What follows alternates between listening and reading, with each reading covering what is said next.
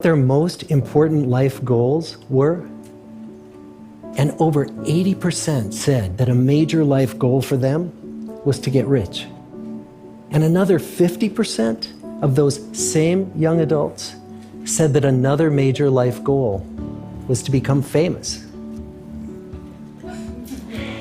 And we're constantly told to lean into work, to push harder and achieve more. We're given the impression that these are the things that we need to go after in order to have a good life. Pictures of entire lives, of the choices that people make and how those choices work out for them, those pictures are almost impossible to get.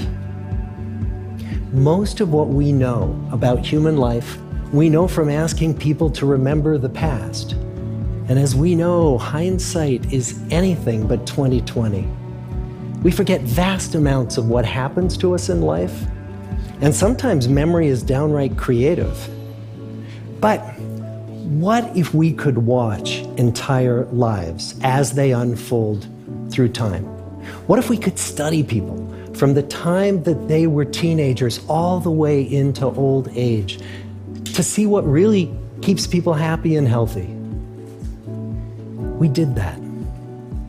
The Harvard study of adult development may be the longest study of adult life that's ever been done.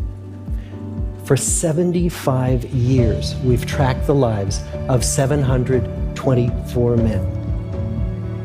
Year after year, asking about their work, their home lives, their health, and of course, asking all along the way without knowing how their life stories were going to turn out. Studies like this are exceedingly rare. Almost all projects of this kind fall apart within a decade because too many people drop out of the study, or funding for the research dries up, or the researchers get distracted, or they die, and nobody moves the ball further down the field. But through a combination of luck and the persistence of several generations of researchers, this study has survived. About 60 of our original 724 men are still alive, still participating in the study, most of them in their 90s. And we are now beginning to study the more than 2,000 children of these men. And I'm the fourth director of the study. Since 1938, we've tracked the lives of two groups of men. The first group started in the study when they were sophomores at Harvard College. They all finished college during World War II, and then most went off to serve in the war.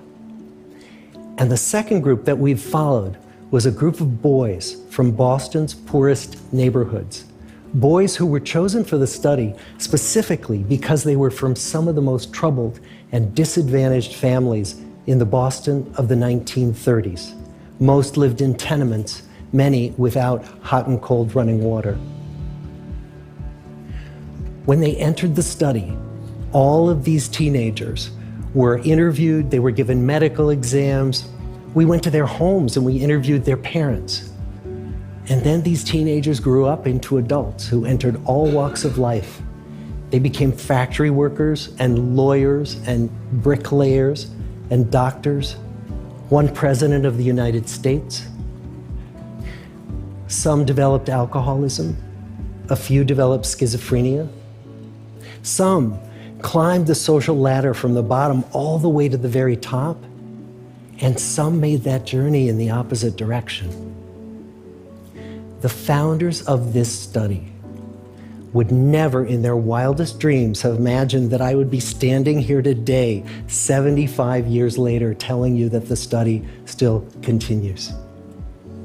Every 2 years, our patient and dedicated research staff calls up our men and asks them if we can send them yet one more set of questions about their lives. Many of the inner city Boston men ask us, "Why do you keep wanting to study me? My life just isn't that interesting." The Harvard men never asked that question.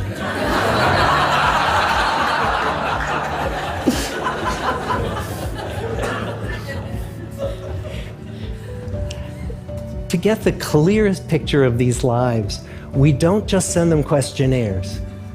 We interview them in their living rooms. We get their medical records from their doctors. We draw their blood. We scan their brains. We talk to their children. We videotape them talking with their wives about their deepest concerns. And when about a decade ago we finally asked the wives if they would join us as members of the study, many of the women said, it's about time. So what have we learned? What are the lessons that come from the tens of thousands of pages of information that we've generated on these lives?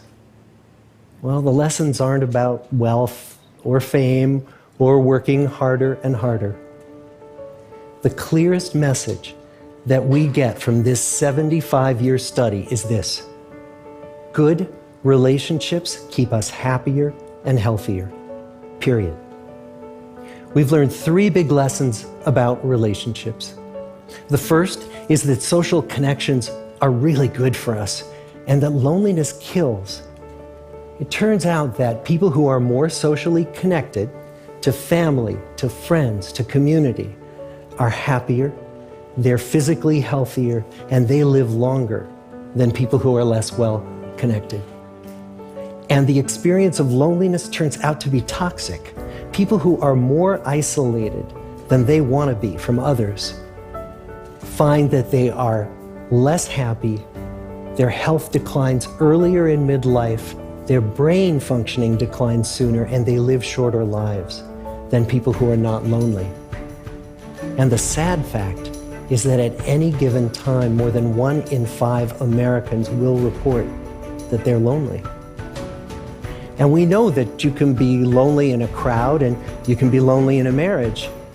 So the second big lesson that we learned is that it's not just the number of friends you have, and it's not whether or not you're in a committed relationship, but it's the quality of your close relationships that matters. It turns out that living in the midst of conflict is really bad for our health. High conflict marriages, for example, without much affection, turn out to be very bad for our health, perhaps worse than getting divorced. And living in the midst of good, warm relationships is protective. Once we had followed our men all the way into their 80s, we wanted to look back at them at midlife and to see if we could predict who was going to grow into a happy, healthy octogenarian and who wasn't. And when we gathered together everything we knew about them at age 50, it wasn't their middle-aged cholesterol levels that predicted how they were going to grow old. It was how satisfied they were in their relationships. The people who were the most satisfied in their relationships at age 50 were the healthiest at age 80. And good, close relationships seem to buffer us from some of the slings and arrows of getting old. Our most happily partnered men and women reported in their 80s that on the days when they had more physical pain, their moods stayed just as happy.